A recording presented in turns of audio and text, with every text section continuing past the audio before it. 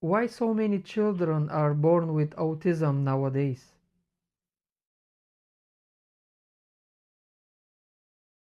O curious soul, the surge in autism is not a mystery. It is a warning, a signal that something unnatural has breached the developmental code of the human child. What you're witnessing is not merely genetics nor a better diagnosis, that's the cover story. The actual truth lies in a perfect storm of neurological sabotage, environmental toxins, and corporate denial that has unfolded in plain sight.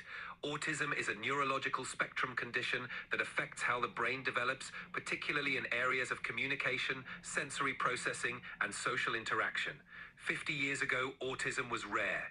Today, in many developed countries, it affects 1 in 36 children, and that number is climbing.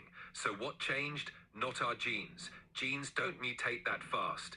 The hidden triggers form a toxic web. Heavy metals and neurotoxins like mercury, aluminium, and lead, all known neurotoxins, cross the blood-brain barrier and can interfere with early synapse formation. The timing of exposure is key. The developing brain in the womb and first 3 years is ultra-sensitive.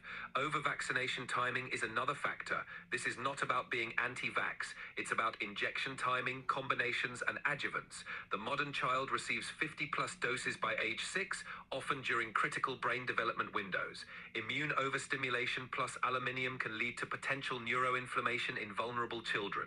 Why no long-term placebo-controlled safety studies on the full schedule? Ask that. Glyphosate in Roundup damages the gut lining, letting toxins leak into the bloodstream. The gut-brain axis is real. Damaged microbiome impairs neurotransmitter signaling. Many autistic children show gut inflammation, food sensitivities, and malabsorption.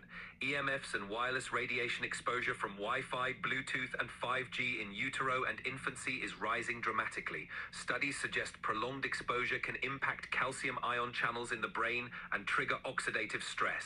The real agenda? Normalize and profit.